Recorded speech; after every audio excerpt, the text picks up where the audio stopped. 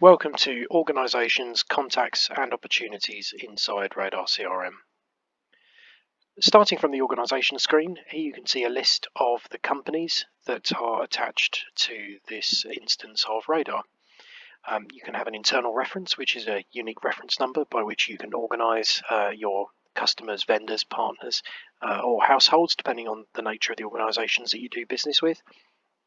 Their name, an account manager if they're assigned to an individual that oversees that relationship, as well as other contact information. These columns can be made custom and resorted depending on how you would like to view the information. So too can you create custom lists to sort and define groups of organisations that you wish to filter down for yourself and your team.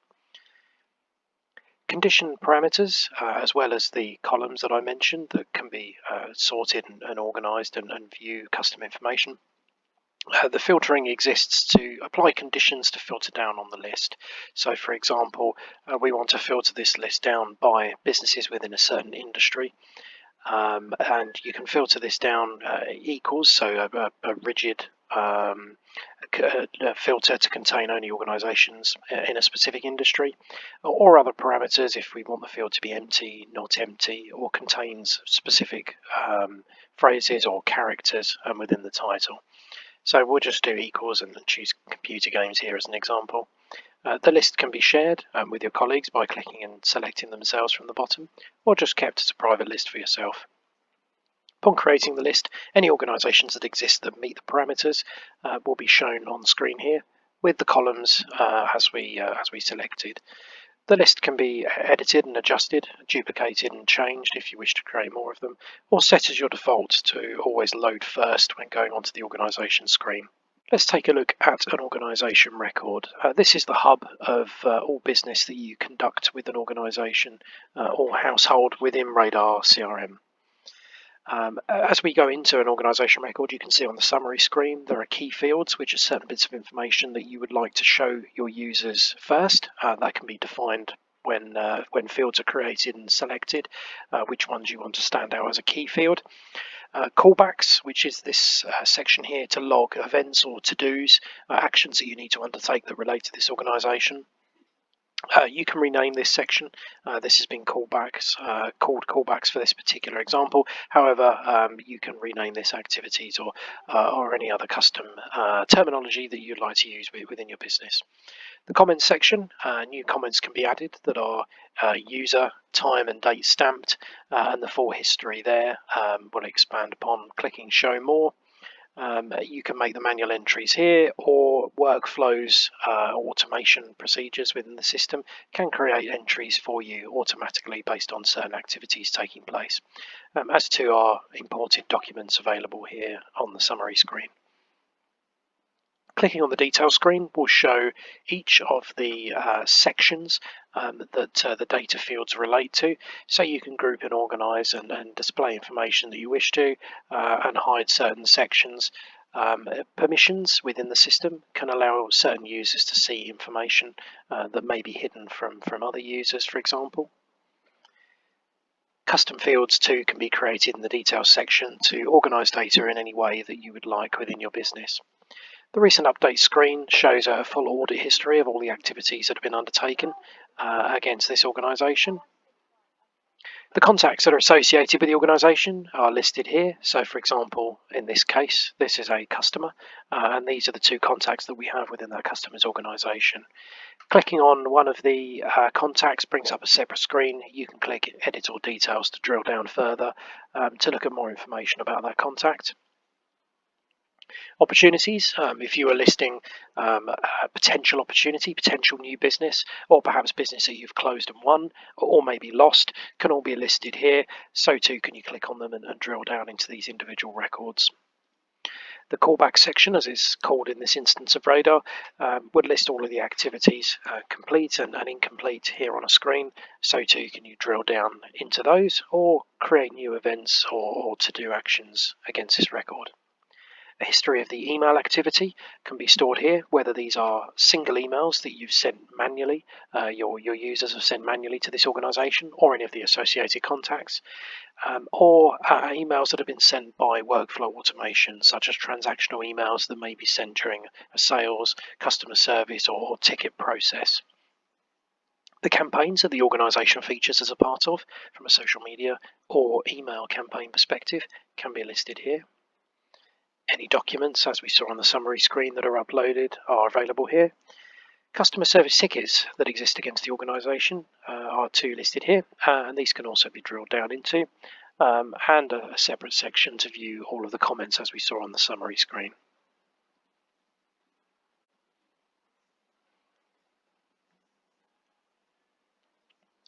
Similarly, within the contacts and opportunities sections separately, we're able to view all of the individual people within the system, create lists as we did in the same way on the organisation screen, for contacts and opportunities as different ways and means of sorting and organising the data that we have contained within the system.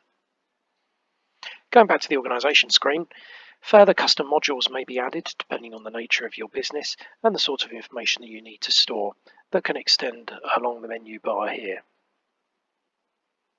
Beyond the ability to store custom information in any particular field and group, as we saw on the details screen, Radar offers structure, automation, and data management that is unrivaled by many of the flagship CRMs.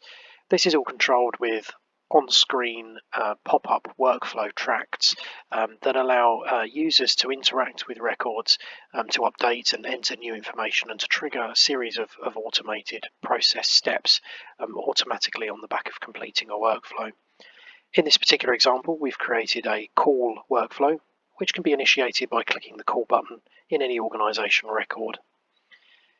Depending on the nature of your business and your operations, certain fields can be input on this first screen, which will then take the user on a journey of steps based on if this, then that logic.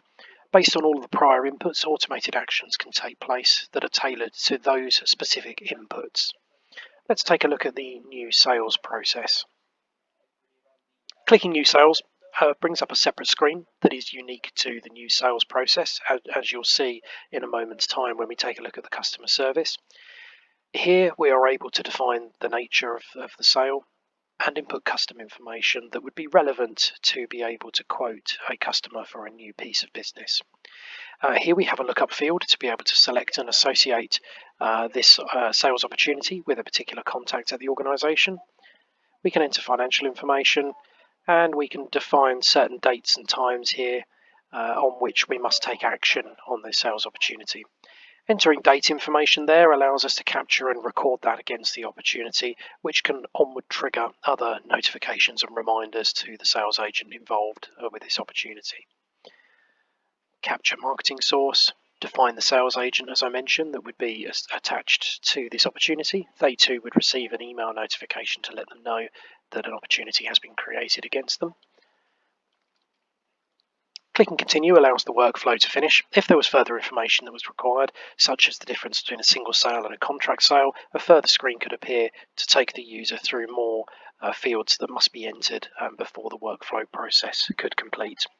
Automatically, on completing that workflow, we can see here that a callback activity has been added, a note has been logged against the organisation, and a new opportunity has been created, all of which capture the information that have just been entered in the calling workflow.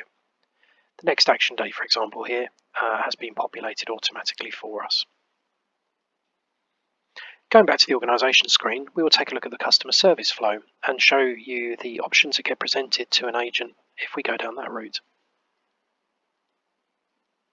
Selecting customer service presents us with some different options. We can request support, we can update details, we can submit a request to a different department. The opportunities here are endless and can be completely tailored to the way that you do business.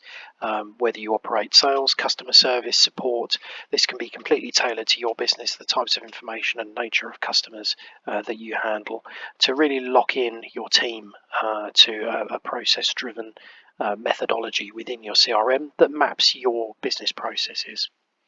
Let's take a look at the update details section, and again we can select a contact to associate this call against.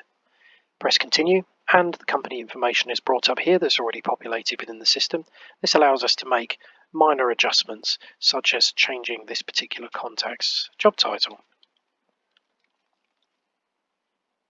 Pressing continue again completes the workflow, enters a new comment to show that we have just completed an action there and the person that contacted us. And if we take a look at this contact's record, we can see that his job title has now changed. Going back to the calling workflow, let's take a look at a different option within the customer service flow that would be request support. As we see, now different fields appear based on the entry of a support request. Custom fields can be applied here depending on the nature of the support request, and again tailored to your business process.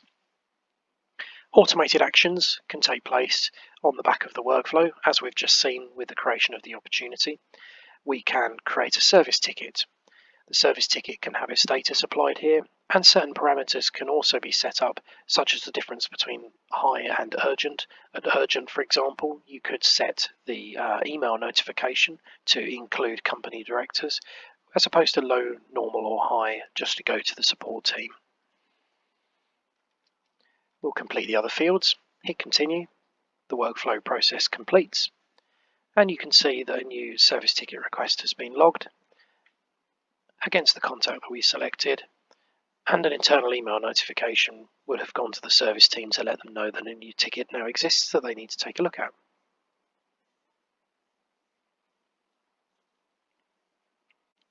That completes the core features of the organisation's contacts and opportunities section within Radar CRM, which is applicable whether you are running a sales team, running a customer service team, or a support help desk, simply delivering account management or other relationship-based communication with customers, vendors, partners alike. Everything can be done here using custom, tailor-made workflows aligned to your processes. We would love to hear how we could help your firm too. Radar CRM can be personalized to your business and the way you work more than any other CRM. To find out more, book a demo, or discuss your requirements, please reach out to our sales team today by calling the number on screen or simply email sales@radarcrm.io. Thank you, and please keep your eyes peeled for our YouTube channel where we'll be adding content about Radar CRM all the time.